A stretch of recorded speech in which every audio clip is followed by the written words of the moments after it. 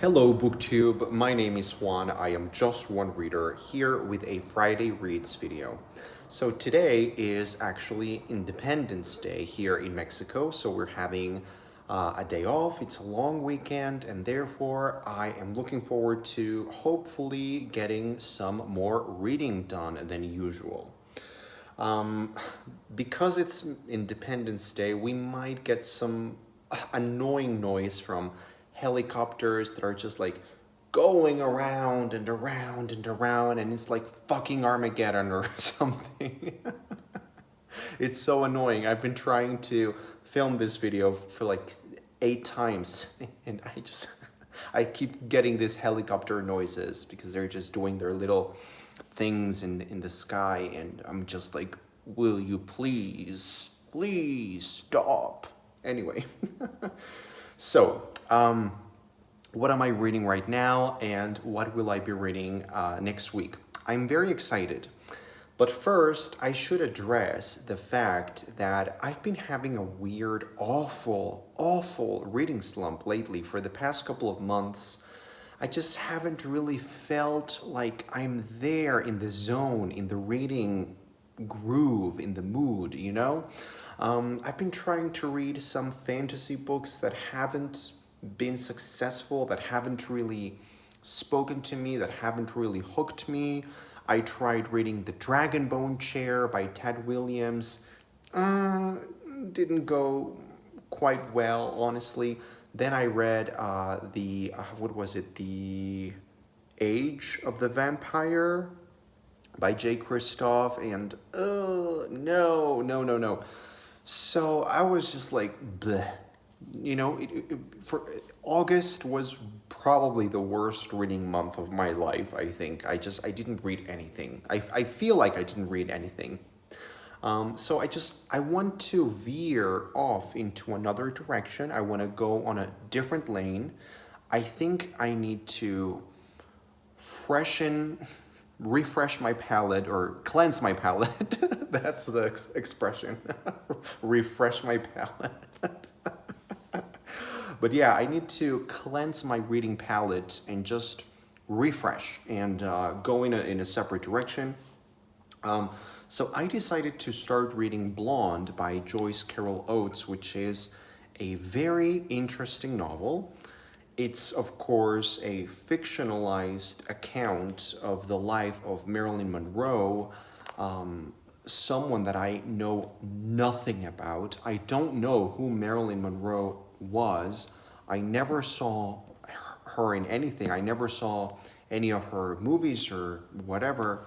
I'm not familiar with Marilyn Monroe except for what I learned from watching the TV show Smash, which I love because it's a Broadway musical.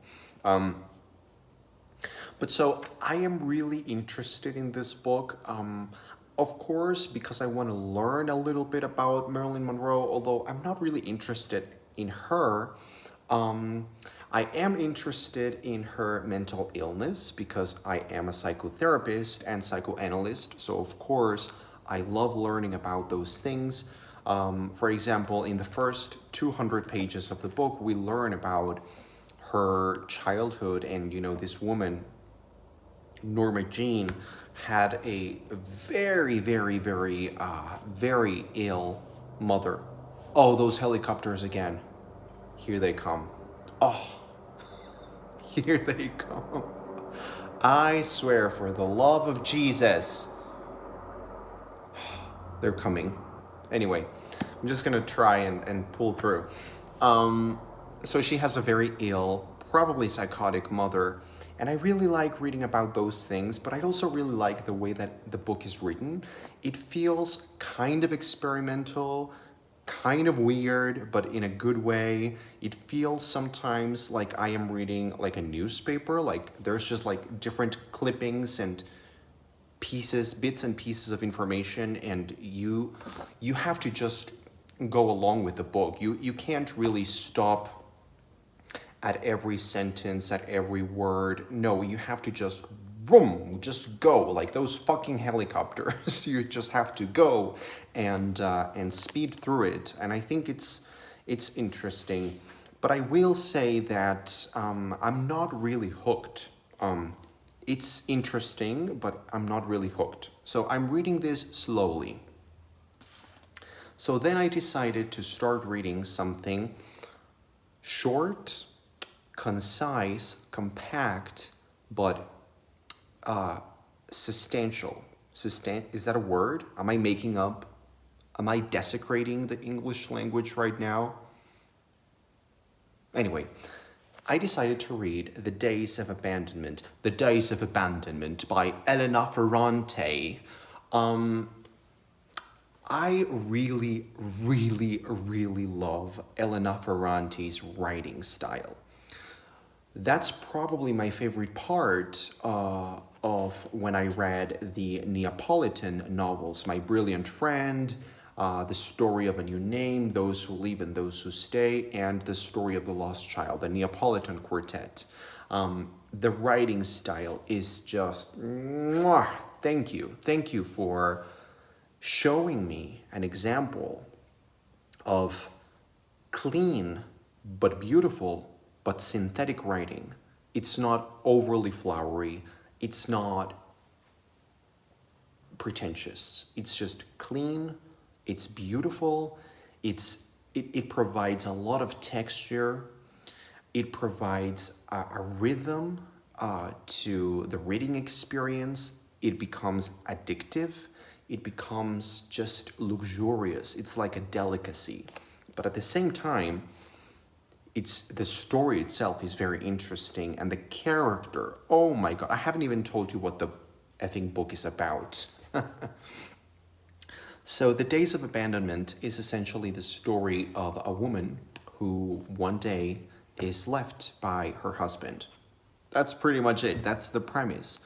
So it might seem like a very mundane, simple premise, but that's just the starting point. We get to see the dynamic between these two people, but mostly and most importantly, we get to see her internal dynamic with herself and with her children and with her life. And it's just, yes, I want to read about this woman.